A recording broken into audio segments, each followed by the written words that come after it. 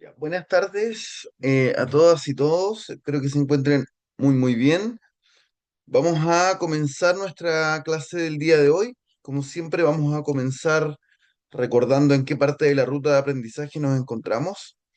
En la clase del día de hoy, lo que vamos a empezar a revisar es el modelo de oferta agregada y demanda agregada. Vamos acá, en la clase, ¿cierto?, del 13 de junio, donde tenemos que revisar este modelo de oferta agregada y demanda agregada, para lo cual, como lectura de apoyo, la lectura recomendada corresponde al capítulo 10 del libro Macroeconomía, versión para Latinoamérica, que es justamente también el capítulo que ustedes tienen que leer para la tarea que tienen que entregar el día de mañana. Perfecto, así que vamos a revisar este modelo para que podamos ir resolviendo dudas, cualquier consulta que tengan con respecto a esto o también con respecto a la tarea, podemos aprovechar de ir resolviéndola durante esta clase. Ya vamos, nos van quedando poquitas clases, ya después de esta clase nos van a quedar solamente tres, así es que vamos ya bastante avanzados con respecto al curso. Nos queda menos de un mes para la segunda prueba, así es que ya estamos en la parte final de nuestro curso. Entonces comencemos compartiendo pantalla para comenzar directamente con la pizarra. Ahí sí. Ya, entonces, lo que nosotros estamos haciendo en las últimas clases es poder estudiar el concepto del ciclo económico. Lo que queremos estudiar son estas fluctuaciones que tiene la producción de la economía, que la medimos a través del Producto Interno Bruto, pero estas fluctuaciones que se dan en el corto plazo. Estos modelos que estamos revisando y que con el que comenzaremos ahora de manera un poquito más formal, que es el que se llama oferta agregada y demanda agregada, lo que busca principalmente es estudiar como situaciones que se dan en las economías. Una guerra, una pandemia, una crisis, como eventos ya que a través de las curvas de oferta agregada y la curva de demanda agregada podemos ir estudiándolas de manera relativamente simple. En específico, el modelo que nosotros vamos a estar estudiando nos va a permitir estudiar lo que ocurre con, no sé, algún shock externo, ¿ya? Nos permite estudiar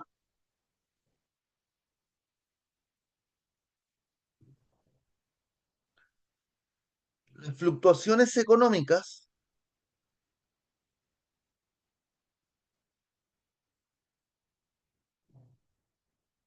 de corto plazo, ¿ya?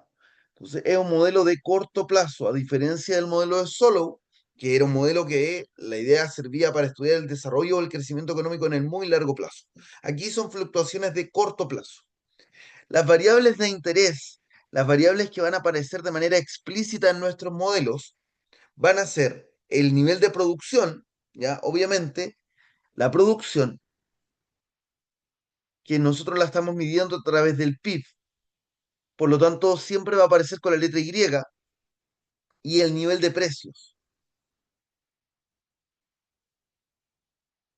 Esas son las dos variables más relevantes dentro de este modelo, la producción y el nivel de precio. Entonces, cuando nosotros queremos saber ¿qué va a pasar con el nivel de precios cuando hay una guerra, cuando hay una pandemia, cuando ocurre cualquier evento? Bueno, este es el modelo que nos puede dar luces de más o menos qué es lo que va a ocurrir. Ya vamos a ver cómo se compone la oferta agregada, cómo se compone la demanda agregada. Vamos a ir revisando eso de manera detallada. Vamos a comenzar entonces con el concepto de la demanda agregada que está aquí arribita, ¿cierto? Que es la primera parte de este modelo. Entonces, comencemos con la demanda agregada.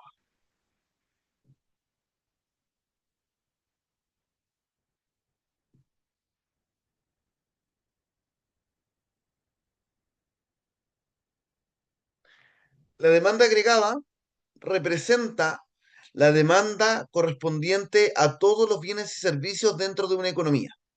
Nosotros ya hemos estudiado en varias clases de alguna u otra manera esta demanda agregada, porque la hemos ido desagregando de acuerdo a quién es el agente económico que realiza esa demanda. Por ejemplo, hemos visto que la demanda agregada se divide en lo que consumen los hogares, ¿cierto? Que lo representamos con el consumo, la letra C. también lo que demandan las empresas por bienes y servicios, que eso le llamamos inversión, que lo escribimos con la letra I, y también lo que el Estado va a terminar gastando en bienes y servicios, que eso lo representamos con la letra G. Ya hemos ido estudiando en detalle cada uno de estos componentes, ¿cierto? Las funciones de consumo, la función de inversión, en este caso el gasto de gobierno lo hemos mantenido de manera exógena, ¿cierto? Y por ahora, a diferencia de lo que aparece en este capítulo, que ustedes lo pueden ver, porque igual la demanda va a depender de lo que ocurra con el sector externo, ¿cierto? Vamos a tener las exportaciones netas, porque también de parte del extranjero recibimos una demanda por los productos que son fabricados dentro de Chile. Y a eso nosotros le ponemos las exportaciones menos las importaciones, porque dentro del consumo de los hogares estamos anotando productos extranjeros. Dentro de la inversión de las empresas también estamos anotando productos extranjeros, lo mismo que tenemos dentro del gasto de gobierno. Por eso tenemos acá las exportaciones menos las importaciones, ¿ya? Por eso restamos las importaciones porque en el consumo de los hogares, en la inversión y en las compras del Estado, nosotros estamos anotando todo, pero queremos anotar solamente lo que estamos demandando de los productos que están fabricados dentro de Chile, así que restamos aquí las importaciones. Por ahora, en rigor, nosotros no vamos a estar considerando el sector externo de una manera tan clara, porque en nuestra última clase vamos a ampliar nuestros modelos para el sector externo. Por ahora, ya que entendamos la idea general es lo más relevante, ya, y después vamos a ampliar esto para el sector externo. Esta es la demanda agregada. No la tienen que confundir con el concepto que va a ser un poco más relevante dentro de nuestro modelo, que es la curva de demanda agregada.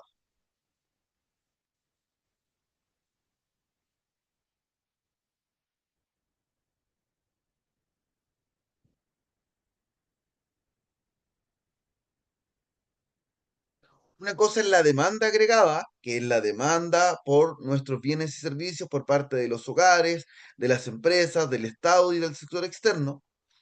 Y otra cosa diferente es la curva de demanda agregada.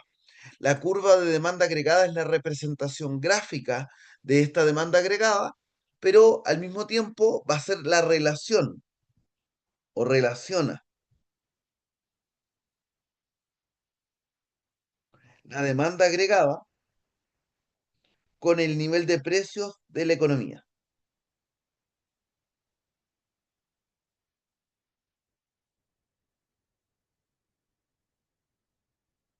Recuerden que aquí en macroeconomía estamos viendo las variables a nivel agregado, por lo tanto aquí no estamos hablando del precio de un único producto, sino que estamos hablando de un nivel general de precios, una especie de promedio ponderado, un índice, un indicador que me representa el estado de todo el nivel de precios de los productos que hay en la economía.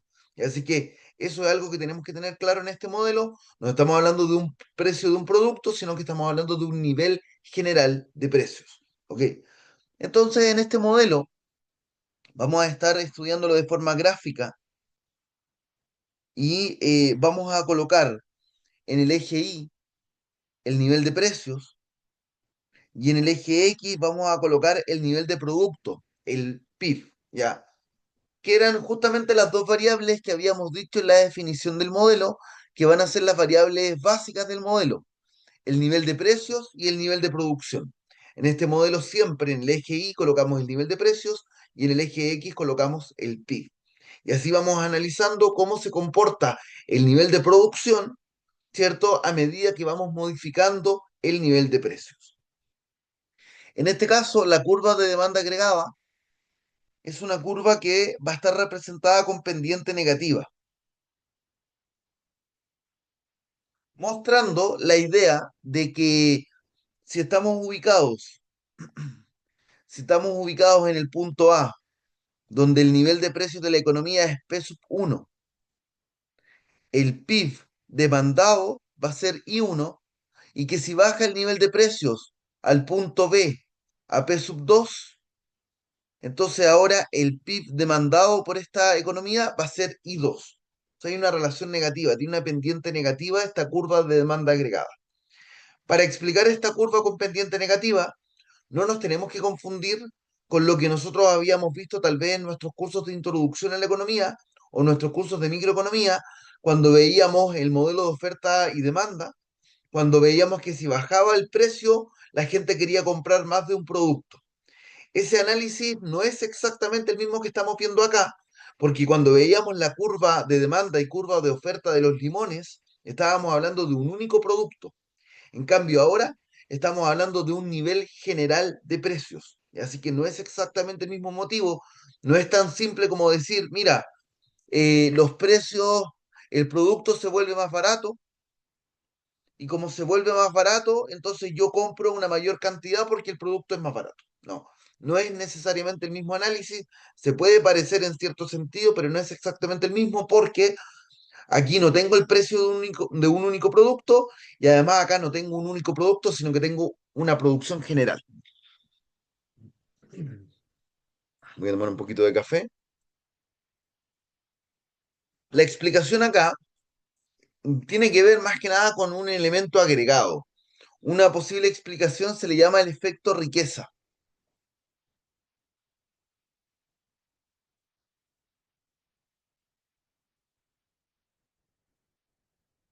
El efecto riqueza nos dice que, por ejemplo, si pasamos desde el punto A al punto B, es decir, si el nivel de precios baja,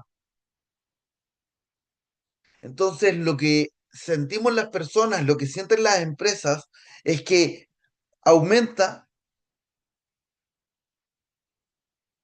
nuestro poder adquisitivo.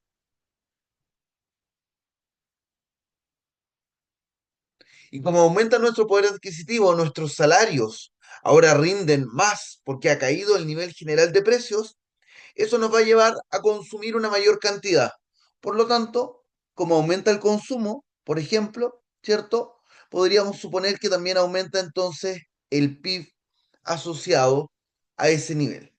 Entonces aumenta el producto y entonces eso podríamos decir que explica de alguna otra manera nuestra pendiente negativa de la curva de demanda agregada. ¿Ya?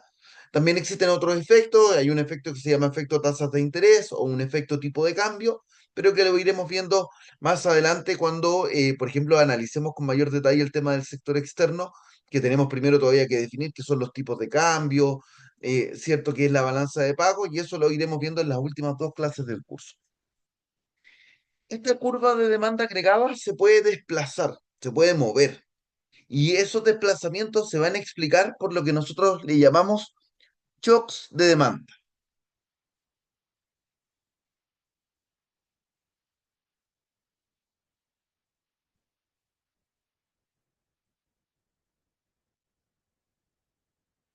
Estos shocks de demanda pueden ser positivos como pueden ser negativos.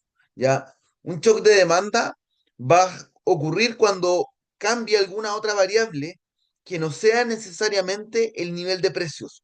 Cualquier otra variable que afecta a la demanda agregada que no sea directamente el nivel de precios. Como dijimos que la demanda agregada depende del consumo, depende de la inversión, depende de las compras del Estado o depende del sector externo, cualquier variable que afecte alguna de estas cuatro variables va a desplazar la demanda agregada. Por ejemplo, vamos a bloquear la pizarrita porque cada vez que coloco la mano encima la estoy moviendo. Entonces, por ejemplo, supongamos que nos ponemos a ver las noticias y nos damos cuenta que, o percibimos, ¿cierto? Que como la clase anterior alguien mencionaba, ¿cierto? La producción de la economía chilena no va muy bien, la tasa de desempleo de la economía chilena no va muy bien. Entonces, lo que estamos percibiendo es que la economía no va por un buen camino. Entonces, eso nos puede hacer caer a los consumidores la confianza, puede caer la confianza de los consumidores.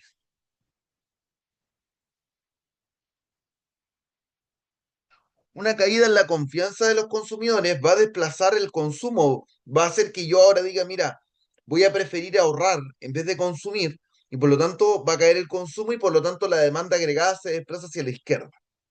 O si hay un aumento en la confianza de los consumidores, cuando empieza a pasar este periodo relativamente malo, ¿cierto? Vamos a empezar a percibir que ahora la cosa va a ir mejorando y la confianza de los consumidores va a ir tirando para arriba, entonces en ese caso el desplazamiento de la curva de demanda agregada va a ser hacia la derecha. Lo mismo puede pasar ante una caída en la confianza de los inversionistas o un aumento en la confianza de los inversionistas. Estos elementos van a desplazar entonces la curva de demanda, ya sea a la derecha o hacia la izquierda. También lo que habíamos mencionado como las políticas fiscales, como un cambio en las compras del Estado.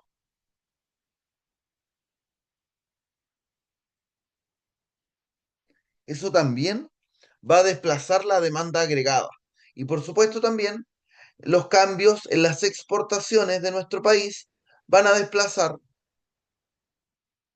la demanda agregada, si es que los países extranjeros empiezan a demandar mayor cantidad de nuestros bienes, eso desplaza la demanda agregada hacia la derecha. Si cae esa exportación, entonces la demanda agregada se desplaza hacia la izquierda. Todos esos elementos entonces van moviendo la demanda para la derecha o para la izquierda y a eso le llamamos shocks de demanda. Perfecto. Eso por ahora con la demanda agregada. No sé si alguien tiene alguna duda o alguna pregunta con alguno de estos elementos. Cuéntenme por ahí. Ahora, profe, sí, ahora en efecto los precios me imagino que tienen un límite para bajar, ¿verdad? Porque el sector productivo también tiene una capacidad máxima, ¿verdad?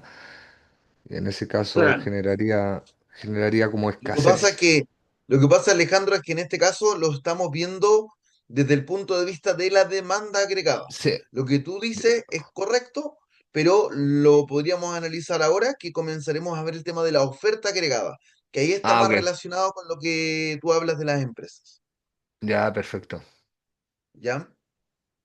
Profe, ¿y Al- acá el I más D se ve reflejado igual? El I más D no necesariamente porque el I más D está más relacionado a la parte de la oferta, a la producción. Entonces, claro, cuando hay un aumento en el I más D que se refleja quizá en un aumento en la productividad, eso va a desplazar, y lo vamos a ver más ratito, va a desplazar la oferta agregada, la producción que las empresas son capaces de producir con algún nivel de precios. De acuerdo, ya. ¿Ya? ¿Alguien más con alguna duda o con alguna pregunta relacionada a esto?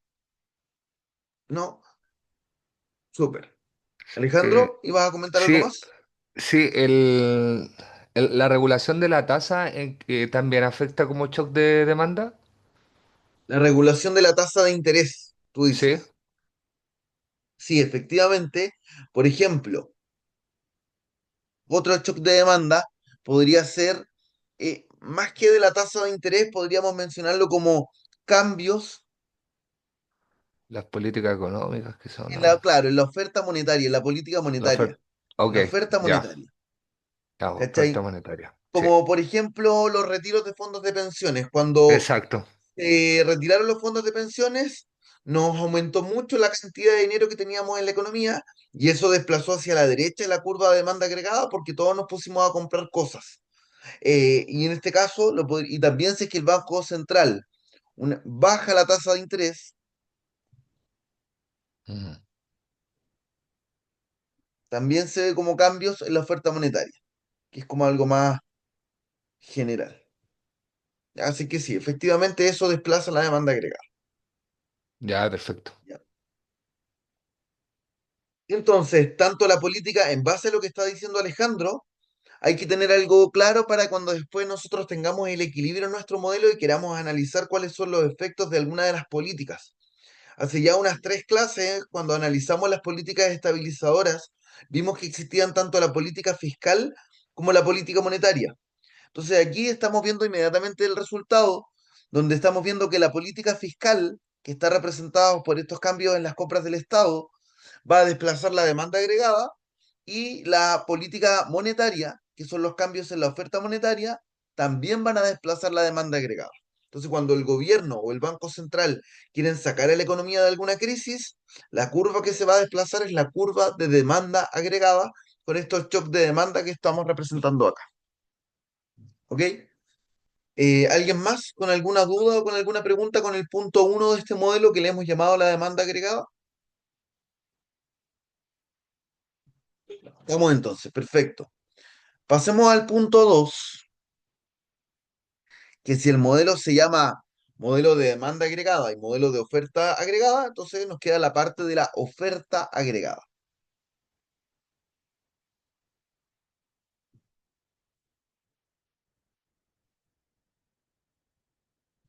La oferta agregada se refiere a la producción total ofrecida por las empresas.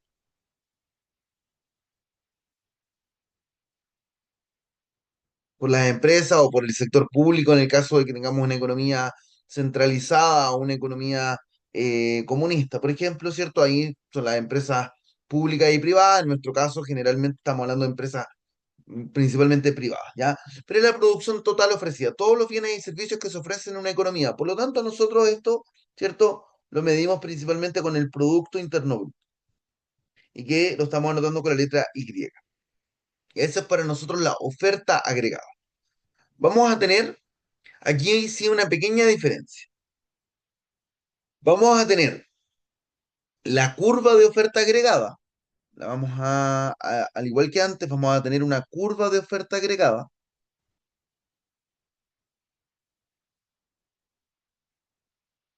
que va a ser la relación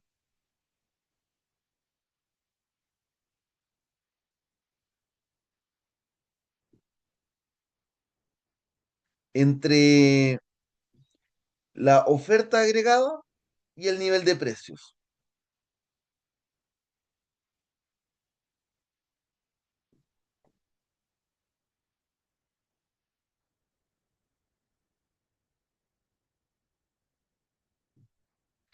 Fíjense que es lo mismo que para la demanda agregada. Habíamos dicho que la demanda agregada es la relación de la demanda agregada con el nivel de precio. Aquí la curva de oferta agregada es la relación entre la oferta agregada y el nivel de precio P.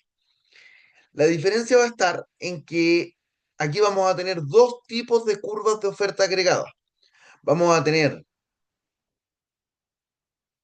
primero la oferta agregada, curva de oferta agregada de largo plazo, que la vamos a abreviar como oferta agregada de largo plazo. Esta curva de oferta agregada de largo plazo va a estar representando la producción de largo plazo de una economía, lo que nosotros encontrábamos, por así decirlo, con el modelo de Solow. La producción de largo plazo de la economía, la producción, cuánto produce Chile en un horizonte de 20, 30, 10, 15, 20, por ahí años, ya una cosa de largo plazo. Gráficamente,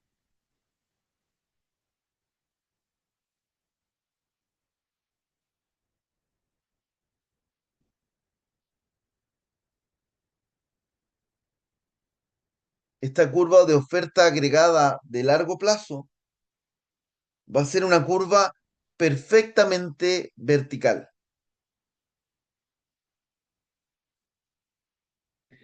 ¿Y por qué va a ser perfectamente vertical? Porque en el largo plazo, cuando nosotros estábamos estudiando el modelo de Solow, veíamos que en el resultado no aparecía por ninguna parte el nivel de precios. El nivel de precios, si es más alto o es más bajo, no va a determinar cuánto van a producir las empresas en el largo plazo. Imagínense si esta curva dependiese realmente del nivel de precios. Imagínense si los países realmente fuesen capaces de producir más si es que aumenta el nivel de precios. Bajo esa lógica, los países como Argentina, los países como Venezuela, serían los países con mayor producción del mundo, porque eso nos estaría diciendo que mientras mayor sea el nivel de inflación, mayor van a producir estos países. Pero en el largo plazo eso no ocurre, porque la producción de largo plazo, nosotros le vamos a llamar Igorrito o Ibarrita. Ibarrita va a representar el PIB potencial o el PIB de pleno empleo.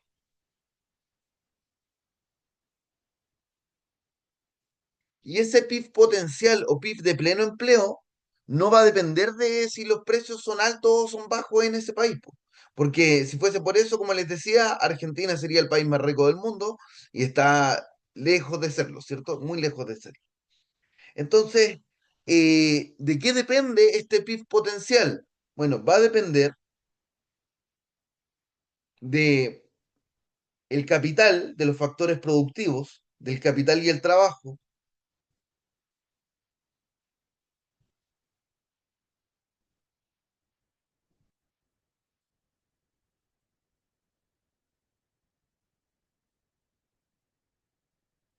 Y como veíamos en las charlas de Gabriel Palma, va a depender también de la productividad.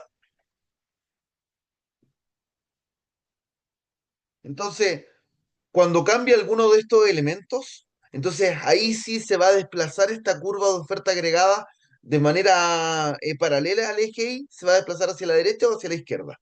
Si aumenta la productividad, de acuerdo, por ejemplo, a lo que mencionaba Alejandro, porque ahora este país ha decidido invertir más en investigación y desarrollo, y eso va a mejorar la productividad de este país, entonces la curva de oferta agregada se va a desplazar hacia la derecha.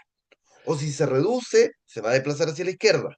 Si aumenta la cantidad de trabajadores, se va a desplazar hacia la derecha. Si aumenta el capital, se va a desplazar hacia la derecha. Y lo contrario, ¿cierto? Si es que disminuye el capital y el trabajo. ¿Ok? Alejandro, ¿ibas a mencionar algo? Sí, ahí me surge la duda de lo que menciona, profe, de, por ejemplo, cómo es el Q, la cantidad de pleno empleo, ¿verdad? Hasta, o sea, eh, ¿cómo se determina esa cantidad? Porque también el I más D, o sea, igual tiene sus consecuencias por, no sé, por innovación en una línea productiva que antes tenía 100 personas y ahora lo hacemos con dos, ¿me explico? Entonces, o sea, podemos ser más productivos, pero hay menos empleo también en términos físicos de personas, de cantidad de Q, ¿verdad? Sí. Entonces, ese, ¿cómo se ve acá en esta gráfica? Ya. El PIB de pleno empleo, es buena tu pregunta, Alejandro. El PIB de pleno empleo hay que entender que primero es una idea, es una estimación, no es algo concreto. ¿Ya? De acuerdo. Yo como economista puedo hacer una estimación y decir, mira, el PIB de pleno empleo de Chile son tantos miles de millones, porque yo cuento cuántas personas hay, cuento cuánto es la maquinaria de Chile, cuántas son las materias primas que tenemos, y digo, mira, en un año, si nosotros no tenemos ningún problema externo, vamos a lograr producir esta cantidad. Pero otro economista puede decir, no, yo no estoy de acuerdo contigo, yo creo que la producción potencial de Chile es mayor o menor a la que tú estimaste. Entonces, lo primero que hay que tener claro es que esto es una idea, una estimación, ¿ya? Y a esa estimación de Ok, cuánto es lo que nosotros podríamos producir si es que no existe la guerra de Ucrania, si es que no existe la guerra de Estados Unidos contra Irán, perdón, de Estados Unidos e Israel contra Irán, si no existe la incertidumbre política que podemos tener por el gobierno anterior o por este gobierno, si que no existen esas cosas y la cosa sea más o menos normal, ese es el PIB potencial. ¿Cuánto podríamos producir en situaciones relativamente normales? Ahora, ¿a qué le llamamos con eso pleno empleo? Cuando hablamos de pleno empleo, no estamos diciendo necesariamente que el empleo va a ser, que el desempleo va a ser cero o que todas las personas van a estar encontrando trabajo. ok, La tasa de desempleo, de pleno empleo, la tasa de desempleo, cuando hay pleno empleo, se llama tasa natural de desempleo. Y ok, no es necesariamente cero. De hecho, puede ser alto el desempleo en el pleno empleo. Como tú dices, o sea, puede ser que estemos en pleno empleo, pero si se empieza a producir un exacto. reemplazo de los trabajadores por una mayor tecnología, puede ser que esa tasa natural de desempleo sea del 8%, del 9%, lo cual es bastante. Y eso puede empezar a ocurrir, pero estamos produciendo nuestra máximo potencial posible y puede ser que esa sea nuestra tasa de desempleo de pleno empleo. ¿Ok? Ya, de acuerdo. ¿Ya? Esa tasa natural de desempleo está representado por lo que nosotros llamamos desempleo cíclico, perdón, desempleo friccional. El desempleo friccional es el desempleo que se da cuando nosotros estamos cambiándonos para buscar trabajo, porque me quiero cambiar a un trabajo mejor. O sea, yo renuncio a estas clases y digo voy a buscar trabajo en otro lado, bueno, va a haber un periodo, por más bien que se encuentre en la economía, va a haber un periodo de una semana, de un mes, en que yo me voy a demorar en encontrar trabajo.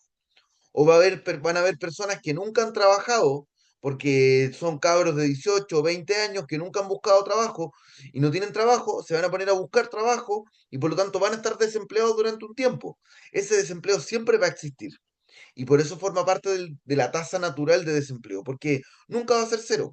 Aunque no podemos ser tan rápidos en darle trabajo a esas personas, aunque sea una semana van a estar buscando pega, ¿cachai? Entonces, siempre vamos a tener una parte de desempleo que se explica por una parte que se llama desempleo friccional y otro desempleo estructural, y que la suma de ellos da esta tasa natural de desempleo, que es el desempleo que tendríamos cuando tenemos pleno empleo, que da la sensación de que en pleno empleo es como si tuviésemos 0% de desempleo, pero no es esa idea. De acuerdo, ¿Ok? no, súper claro. Sí, vale, profe. Ya, bacán. Lo otro importante es que entiendan que esta producción de largo plazo, este PIB potencial, no depende de si el nivel de precios es alto o el nivel de precios es bajo. O sea, si el nivel de precios es P sub 1 o el nivel de precios es P sub 2, el PIB potencial no cambia, porque el PIB potencial yo lo estoy calculando de acuerdo a cuánto capital tenemos, cuántas herramientas, cuántas maquinarias, cuántos edificios, a cuántos trabajadores y qué tipo de trabajadores tenemos y a la productividad que tenemos. Entonces, no depende del nivel de precios si es alto o es bajo. Ya por eso es una curva perfectamente vertical. Listo. Esa es Pero una sí, curva, profe, ¿sí? disculpe, pero sí lo puede alterar una condición de fuerza mayor. Por ejemplo, un terremoto desplaza la recta, ¿no? Desplaza la recta porque, por ejemplo, esa recta puede ser que destruya capital. Claro, ¿Cachai? Puede ser que un puerto deje de funcionar o que las carreteras se echen a perder y que por lo tanto ahora no podamos ser tan rápidos para producir X producto. Entonces ahora yo tiro para atrás mi proyección del PIB potencial. Entonces, claro. O lo que tú mencionabas en la parte anterior, si invertimos en investigación y desarrollo, entonces eso puede desplazar la productividad hacia la derecha y la curva se movería entonces también hacia la derecha. Entonces, no es que no se pueda modificar, solamente que lo que estamos diciendo es que el nivel de precios no altera este PIB potencial. ¿Ok? no, de acuerdo. Bien, Súper. gracias, Entonces profe. vamos ahora con la otra curva de oferta agregada, que es la curva de oferta agregada de corto plazo.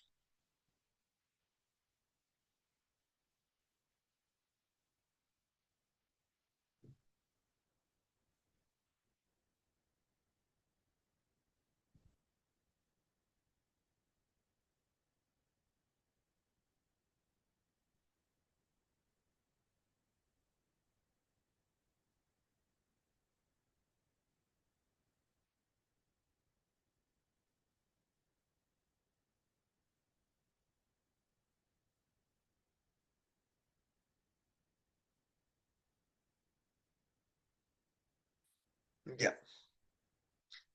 Dependiendo, vamos a ser primero un poquito más extremistas con esta idea. Ya, en el libro aparece una curva de oferta agregada de corto plazo, que esa vamos a dejarla como en el curso, pero para explicarlo, inicialmente vamos a ser un poquito más extremistas en cuanto al supuesto que hay acá.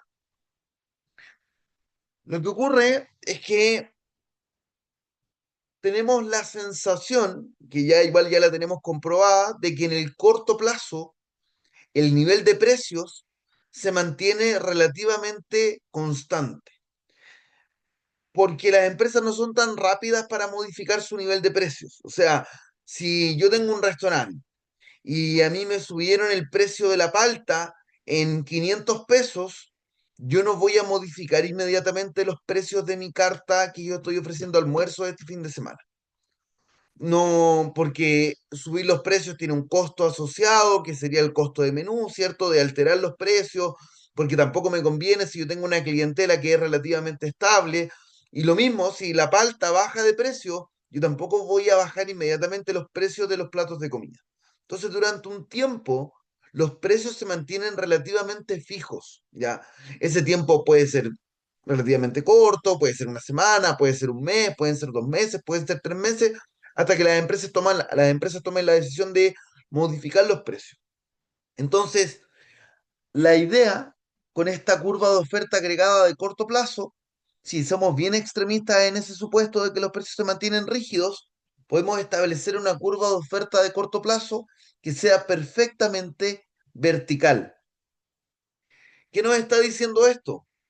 En que durante un tiempo las empresas son capaces de producir una mayor cantidad, ofrecer una mayor cantidad con un precio relativamente fijo. O sea, si yo tengo un restaurante y los precios de la palta, que son mi materia prima, subieron o bajaron, yo durante un tiempo los precios los mantengo fijos y soy capaz de producir una mayor cantidad o una menor cantidad con ese nivel de precios.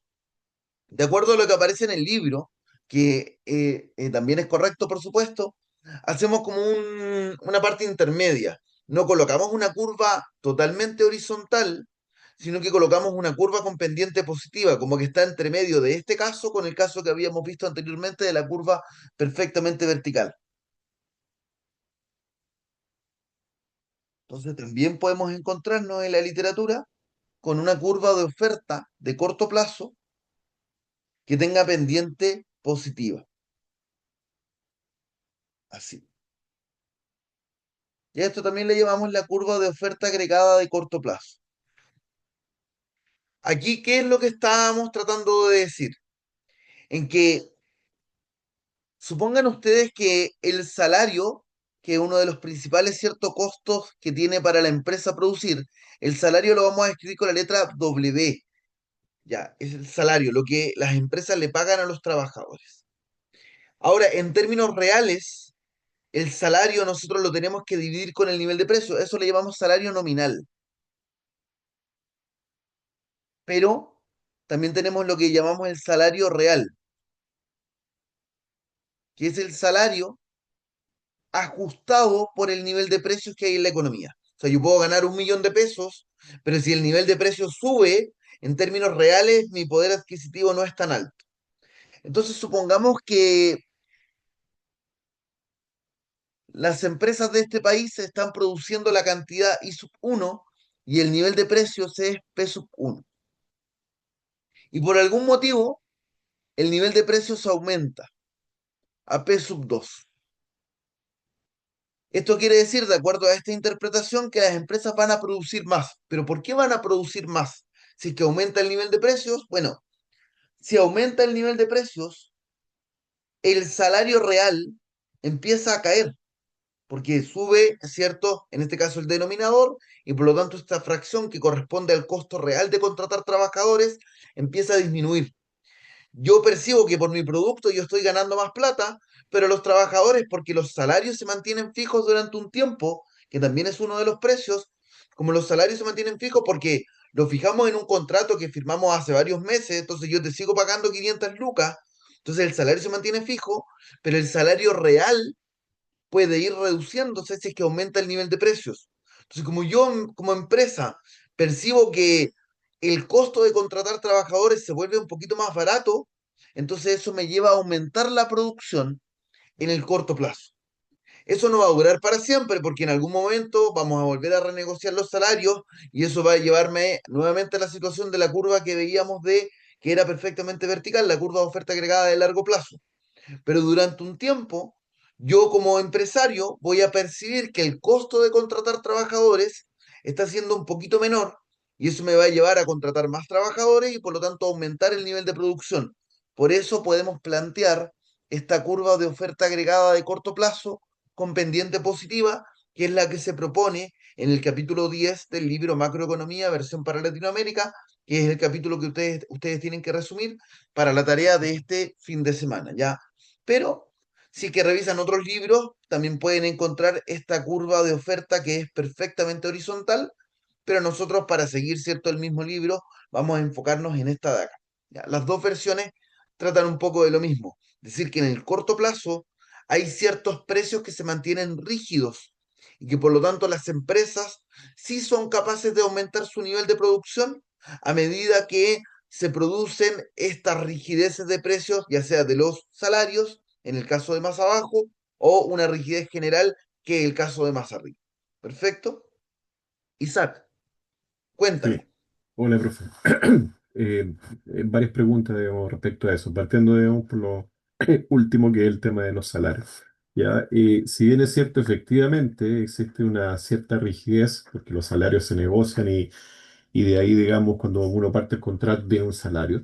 Ya, si se produce, digamos, estas alzas, hay una pérdida de valor, de poder adquisitivo, ya, porque obviamente las cosas van subiendo y el salario ya no alcanza para lo mismo. ¿No sería una forma también de cuadrar eso y de manejar de una forma correcta con la economía, de que los salarios tuvieran un incremento según IPC en forma automática? ¿No se debería de legislar, digamos, sobre eso? Porque finalmente eso es lo que nos dice cómo va subiendo el costo de la vida. ¿Ya? Esa es una pregunta. Y la segunda es, si van variando los costos, digamos, de los insumos, ya para lo que estoy produciendo, ¿hasta cuánto debería ser razonable que yo pueda absorber ese costo? Porque efectivamente, como usted dice, si suben los precios, yo no voy a pasar inmediatamente o traspasar eso al consumidor, sino que voy a esperar un plazo. Pero ¿hasta cuánto lo puedo manejar? O bien lo puedo hacer como muchas empresas hoy día que dicen, mira, antes la botella traía 1 litro, ahora trae 900 cc, después trae 800 y van manteniendo el mismo precio, pero disminuyen la cantidad. Entonces, ¿cuál sería la estrategia, digamos, correcta para eso? Ya. Con el primer punto que tú me dices, que tiene que ver con el ajuste de los salarios por IPC, aunque se genere eso, el ajuste, por ejemplo, durante un año, durante el año, pongamos, el año 2026, supongamos que la inflación acumulada durante el año 2026 sea de un 5%. Entonces, durante cada mes, supongamos que se dé de forma pareja este aumento en el IPC. O sea, cada mes vamos a ir subiendo aproximadamente 0,4, 0,5. Entonces, enero 0,4, febrero 0,4, marzo 0,4, para llegar, ¿cierto?, después de los 12 meses al 5%. Pero durante todo ese tiempo que empezó a aumentar el nivel de precios, tú no ajustaste los salarios porque los salarios los vas a ajustar en diciembre. Cuando se acabe el año, tú le vas a decir a los trabajadores, ya, durante este año los salarios aumentaron, perdón, el nivel de precios aumentó en un 5%, así que los salarios en diciembre, para recién comenzar en enero, te los voy a aumentar en un 5%. Pero durante todo ese tiempo ya se generó el alza en el nivel de precios. Entonces, durante un tiempo, efectivamente ocurrió que aumentó el nivel de precios, pero los salarios se mantuvieron constantes. Los salarios recién los vamos a actualizar a fin de año. Entonces, aunque se ajusten, tal como tú dices, como tú propones, ¿cierto? A pesar de que todos los salarios se ajusten a fin de año con respecto al IPC, durante ese año se mantuvieron rígidos y el nivel de precios aumentó más de lo que aumentó los salarios, porque durante ese año se mantuvieron fijos. ¿Me entiendes esa parte, cierto? ¿Queda claro? Sí, sí, claro. Sí. Tendríamos que hacerlo todos los meses. Tendríamos que actualizar todos los meses los salarios para que, pero aún así se mantendrían rígidos durante ese mes. ¿Ya? Y en O ese tendríamos caso, como que adelantarnos. Entonces sería un claro. poquito extraño en ese sentido. Y en ese caso, entonces, mejor no sería dejar los salarios en UF. Ya. Es que lo que pasa es que tenemos un problema ahí con el tema de la UEF. Lo que pasa es que la UEF te repite la inflación. La UEF no te permite que la inflación sea más baja de la que tenemos actualmente. Porque la UEF, ya, la UEF es un indicador de, entre comillas, otra forma de cierto de dinero, pongámosle por el estilo, de nominar ciertas cosas, pero que va aumentando al mismo ritmo que aumenta la inflación. La UEF, ¿cierto? Aumenta al mismo ritmo que la inflación. Entonces, suponte tú que tú tienes un restaurante y tú aumentaste los salarios de tus trabajadores de acuerdo o los pagas en UF. Por lo tanto, todos los salarios se actualizaron de acuerdo al valor del último IPC. Como se actualizaron los salarios y a ti te aumentó el costo de producción, tú vas a aumentar el precio de los platos de comida, ¿cierto? De acuerdo a la inflación. Entonces, si la inflación el mes pasado fue de un 3%, tú vas a subir tus precios en un 3%. Por lo tanto, el otro mes todo va a volver a subir un 3% y todo va a volver a subir un 3%. Entonces le colocas un piso a lo que puede aumentar el nivel de precios. ¿Me entiendes esa idea o no, Isaac? No sé si logro traspasar esa idea. Sí, sí, y de hecho esa es la Siempre va conveniencia a ser un porque 3%. Y si en los algún inconvenientes momento, son perdón, y si en algún momento el IPC sube un 10%, tú a tus trabajadores le vas a subir en un 10% el salario, tus platos de comida los vas a subir en un 10% y la inflación va a subir un 10%. Entonces siempre vamos a ir tirando para arriba el nivel de precio. Entonces la UEF igual es súper dañina en general como para la economía. Sí, ¿Cachai? Porque te va a decir que esa es la base de la inflación que vamos a tener. Entonces por eso yo sé que hay algunos economistas que representan mucho al sector inmobiliario y que algunas veces uno lo escucha en las noticias decir, no, que la UEF, imposible que eliminemos la UEF, y qué sé yo, pero durante mucho tiempo dentro de la economía chilena se ha intentado quitar el tema de la UEF para todo porque te empieza a aumentar el nivel de precios de manera súper artificial. claro. ¿Cachai? Así que no, suena como más justo, pero al final termina generando un montón de inconvenientes. Ya. Ya. Mm, Y me Dale. habías dicho otra pregunta Sí, en relación con después, el que tema era, de los costos de los insumos, por ejemplo, cuando varían, ¿cuándo ¿cuánto traspasarlo? tiempo? Mira, es que ahí no hay como una regla general porque va a depender mucho también del nivel de competencia que tú vayas a tener, po. Si tú eres una empresa de partida, supongamos que tú eres una empresa que vende sus productos de manera digital. Al momento de modificar tus precios, tú puedes tener un costo mayor o un costo menor de una empresa que se dedique a vender sus productos de manera presencial. Un restaurante va a tener el costo de subir sus productos, un costo concreto que va a ser el costo de menú, ¿cierto? Que va a ser imprimir nuevamente toda la carta de productos que tiene. Ahí hay un costo, un desembolso en plata que tiene que hacer. Entonces, si lo hace semana a semana, chuta, le va a salir muy caro constantemente estar modificando la carta. Entonces, ahora, si tú los tienes tus productos de manera digital, también va a llevar un costo porque tú tenés que pagarle a un programador para que te modifique la página web, para que modifique los precios, para que todo ese proceso se haga de manera correcta. Entonces, va a depender de eso, de cuáles son tus costos. Segundo, lo que te había mencionado originalmente, tu competencia. Si tú tenías una competencia feroz en el sector en el que estás, no va a ser tan fácil para ti de un momento actualizar los precios al alza. Porque si Claro. tú subes los precios, inmediatamente tus clientes se van a ir a otra parte. Ahora, si tú no tienes competencia, bueno, apenas te suban los precios de tus insumos, vas a querer traspasar ese costo a los consumidores. Entonces, va a depender de eso también. Entonces, no hay una regla general como que yo te pueda decir, como, mira, dependiendo de esto, tú subes inmediatamente los precios. Así que ahí no te puedo dar una respuesta realmente. Eso justificaría, en cierta manera, lo que ha pasado hoy día con muchos productos que, si bien es cierto, tienen mucha competencia, en vez de subir el valor, lo que hacen es disminuir la cantidad. Sí, sí, sí. Sí, pues De hecho, antes uno, eso se usa bastante, incluso aunque no hayan tanto de esos problemas, se da incluso en el momento del lanzamiento de un producto, que muchas veces el producto está generado con mayor calidad al inicio que después. Si tú sacas, no sé, si uno compara el Chocman o un Bonobón con el nivel de chocolate que tenía el momento en que el producto salió al producto a como está ahora, vas a encontrar diferencia en cuanto a la calidad y también probablemente de acuerdo al tamaño que tenga. Así que sí, también se da eso. Sí, claro, efectivamente. Bueno, de hecho uno lo ve en cosas tan comunes, por ejemplo, comerse una hamburguesa, de que antes uno se comía la misma hamburguesa y era mucho más grande y hoy día ya parece un canapé, digamos, la han reducido sí, pues. considerablemente.